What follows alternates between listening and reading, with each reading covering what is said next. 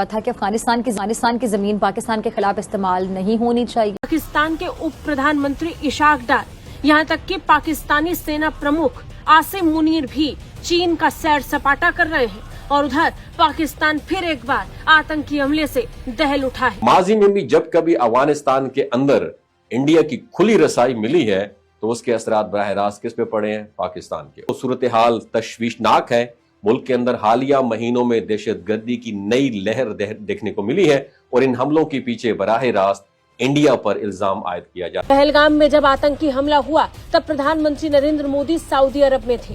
PM Modi ने Saudi अरब का अपना दौरा बीच में ही रद्द करके वापस भारत लौटने का फैसला तुरंत किया था, लेकिन इधर पाकिस्तानी प्रधानमंत्री तो मौज कर रहे हैं। मैंने ये खबर पढ़ी है, मेरी टांगे कांप रही। अफगानिस्तान ने इंडिया को वखान कॉरिडोर के करीब 2 एयर बेसिस तक बिला रोक टोक रसाई दे दी है, जिसके बाद अब इंडिया इन एयर बेसिस को बगैर किसी पाबंदी के अपने इस्तेमाल में ला सकता है। चीज को नोट किया गया है कि इंडियन की जो प्रेजेंस है वो अफगानिस्तान में बढ़ी।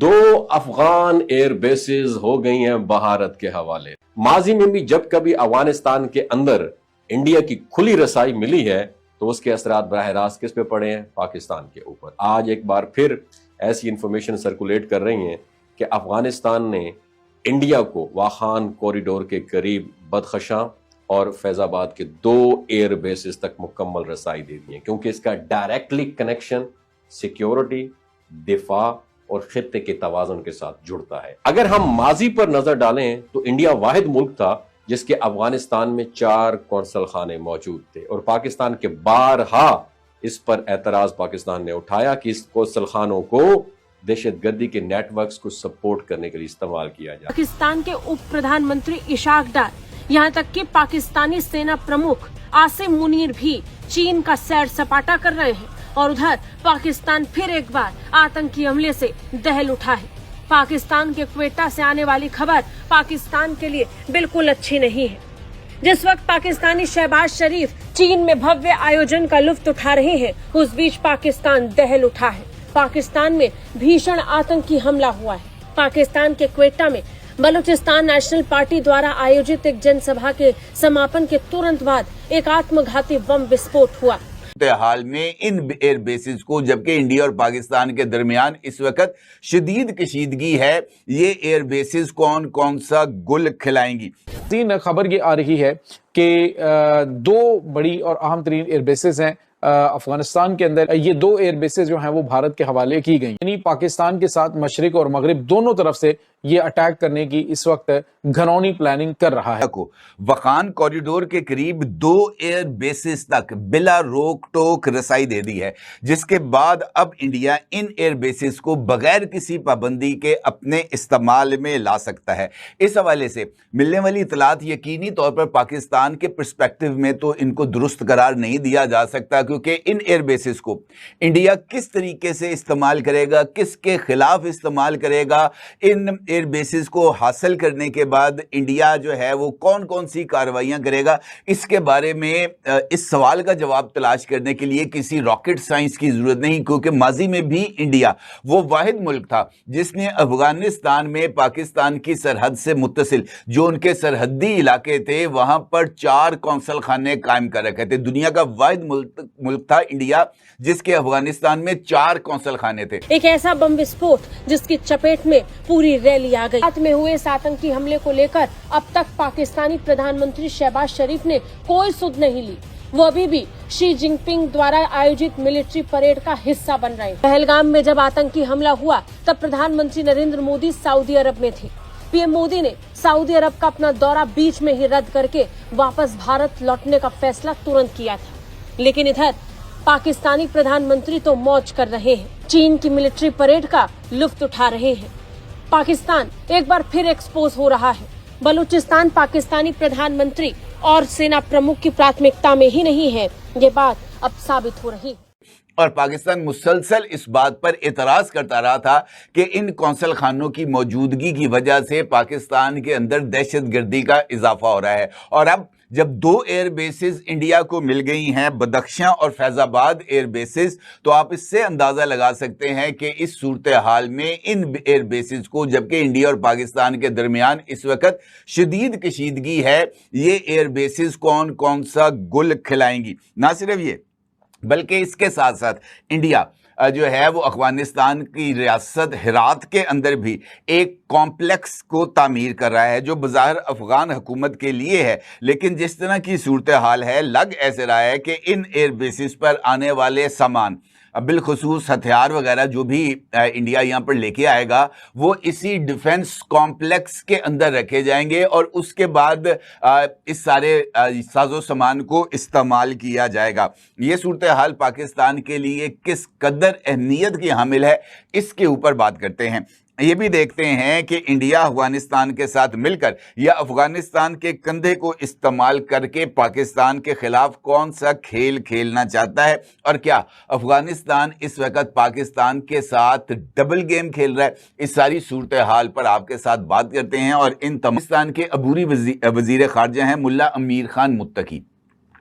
उन्होंने आज इंडिया का दौरा करना था और ये अफगान वजीर खारजा का ये दूसरा दौरा था, ये जब तालिबान की हुकूमत ने अमेरिका के इनखला के बाद यहाँ का कंट्रोल संभाला था। अब सूरत हाल ये है कि इंडिया को एयर बेसिस तक खुली इजाजत मिल गई है। सवाल ये पैदा होता है कि इन एयर बेसिस का मकसद सिर्फ अफगानिस्तान के साथ ताउन है या फिर पाकिस्तान के खिलाफ किसी बड़ी स्ट्रैटेजी का हिस्सा है। इस सवाल के जवाब के लिए कोई बड़ी तहकीक दरकार नहीं है, क्योंकि तारीख खुद इस बात की गवाही देती है कि अफगानिस्तान की सरजमीन को बारहा पाकिस्तान के खिलाफ इस्तेमाल किया गया है। पाकिस्तान के पॉइंट ऑफ व्यू से देखा जाए तो सूरत हाल तशवीशनाक है। मुल्क के अंदर हालिया महीनों में दहशतगर्दी की नई लहर देखने को मिली है और इन हमलों के पीछे बराह रास्त इंडिया पर इल्जाम आयद किया जाता है कि वो मुख्तलिफ कल अदम गुरोहों को फाइनेंशली और अस्करी सपोर्ट भी फराहम कर रहा है। BLA मजीद ब्रिगेड और इसके साथ साथ दीगर शिदत पसंद गुरोहों की सरगर्मियां इस बात का सबूत है कि पाकिस्तान को सिर्फ एक सियासी या सफारती चैलेंज नहीं बल्कि बराह रास्त सिक्योरिटी खतरात भी दरपेश हैं। अब जबकि इंडिया को अफगानिस्तान में बराह रास्त एयर बेसिस तक एक्सेस हासिल हो चुकी है, तो इस बात का खदशा मजीद बढ़ गया है कि इन एयर बेसिस से मिलने वाले वसाइल और फैसिलिटीज पाकिस्तान के खिलाफ प्रॉक्सीज को जो है ना तकवीयत देने में इस्तेमाल की जाए। अफगानिस्तान और इंडिया की बढ़ती कुर्बत सिर्फ एक सियासी या मुआशी ताल्लुक नहीं है, बल्कि इसके असरात पूरे खित्ते की सलामती पर मुरतब होंगे और सबसे ज्यादा पाकिस्तान को इसके नताइज भुगतना पड़ सकते। हमारे दिल में हिंदुस्तान बस जाता है, फिर भी वो हिंदू है, फिर भी वो बुरे हैं। मैं तो कहता हूं ऐसे मुसलमानों से जैसे तुम लोग हो, ये हिंदू लाख गुना बेहतर है भैया। रियल ह्यूमन जो है वो भारत है। भारत ने हमेशा दोस्ती दिखाई है। अब अगर तुम दुश्मनी भारत के साथ करोगे, भारत में घुस के निहत्ते लोगों को मारोगे, उनको बर्बाद करोगे, सिंदूर उजाड़ोगे, बहनों की बच्चों को जो है यतीम बनाओगे, तो कैसे भारत तुम्हारे फ्लोट में तुम्हारे घर में आके तुम्हारी हेल्प कर सकता है? इसको इंसानियत बोलते हैं। इंसानियत सीखो, सीखो इनसे इंसानियत। भारत के लोगों से इंसानियत सीखो। भारत के लोग आज अपने देश की आफत को छोड़कर अफगानिस्तान के लिए दुआएं कर रहे हैं। मैं इस बात का गवाह हूं, दुनिया इस बात की गवाह है कि भारत ने कभी किसी के खिलाफ कोई साजिश नहीं की, किसी के साथ कोई जुल्म नहीं किया, लेकिन भारत के साथ दुनिया ने बहुत जुल्म किया है। तारीख उठा के अगर आप देखेंगे तो सबसे पहले तारीख में अफगानिस्तान का भी नाम आता है कि अफगानिस्तान के पुराने पुरकशों के कैसे बोलते हैं हिंदी में, कि उन्होंने भी अफगानिस्तान के साथ भारत के साथ बड़ी लड़ाइयां जो है लड़ी है, लेकिन भारत ने हमेशा जो है इंसानियत दिखाई है।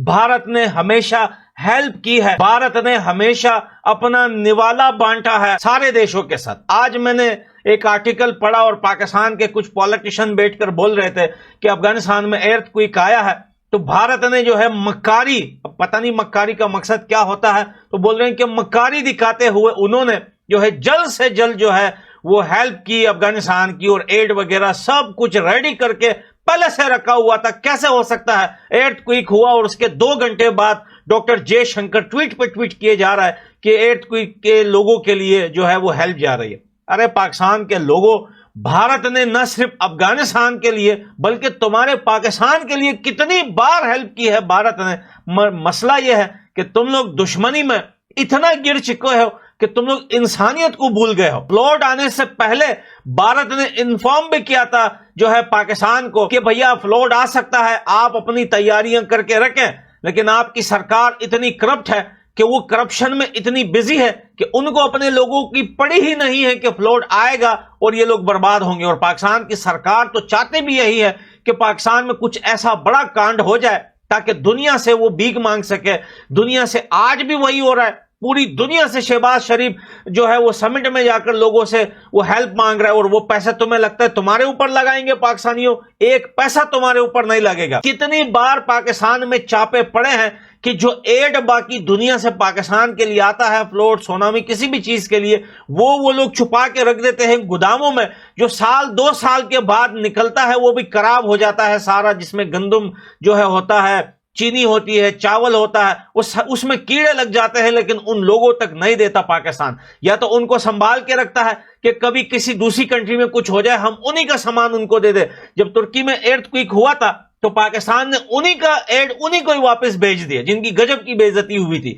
तो भैया पाकिस्तान के साथ भारत ने कई बार हेल्प की है। शौकत खानम हॉस्पिटल को ही ले ले, सबसे बड़ा हिस्सा शौकत खानम हॉस्पिटल में जो कैंसर का इलाज होता है उसमें सबसे बड़ी फंडिंग जो है भारत के लोगों ने की थी। भूल गए तुम लोग? वो कई बार की है, पहली बार थोड़ी की है। और ये बोल रहे हैं कि अफगानिस्तान के साथ मक्कारी दिखाते हुए एर्थक्वेक में इन लोगों ने हेल्प की है। क्या तुर्की की हेल्प नहीं की थी? सबसे ज्यादा हेल्प तुर्की में जो है भारत ने की थी। इनके doctors, camps, army, rescue team सब जाकर वहां पर इतनी सर्दी में, बर्फबारी में जाकर वहां पर उन लोगों की हेल्प की थी। लेकिन आपने बाद में देखा कि हुआ क्या फिर दोनों देशों के बीच में। भारत ने हमेशा पूरी दुनिया का साइड लिया है।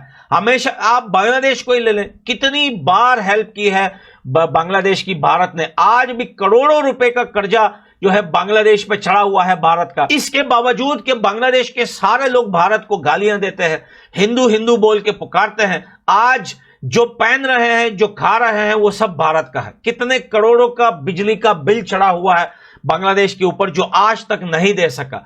कितना बिजनेस जो है बांग्लादेश ने भारत से किया है। लेकिन आज वही बांग्लादेश के young generation school, college, university में बैठकर भारत के अगेंस्ट आर्टिकल लिखते हैं। क्यों? भारत ने मालदीव की कम हेल्प की थी, खड़े होकर पूरे मालदीव को सजा दिया, उसी मालदीव ने खड़े होकर भारत को धोखा दे दिया। बहुत सारे देशों की हेल्प की है भारत ने। हम गवाह हैं इस बात का और हम मरते दम तक भारत का साथ देंगे। भारत ने हमेशा पूरी दुनिया में इंसानियत फैलाई है। भारत ने हमेशा पूरी दुनिया में जहां जहां कोई भी तबाही हुई है, भारत सबसे पहले वहां पहुंचा है। आप अगर हमसे जुड़ा रहना चाहते हैं तो कृपया मेरे चैनल को सब्सक्राइब करें तथा बेल आइकन भी दबा दें ताकि नई वीडियो की जानकारी तुरंत आप तक पहुंच जाए। धन्यवाद। जय हिंद।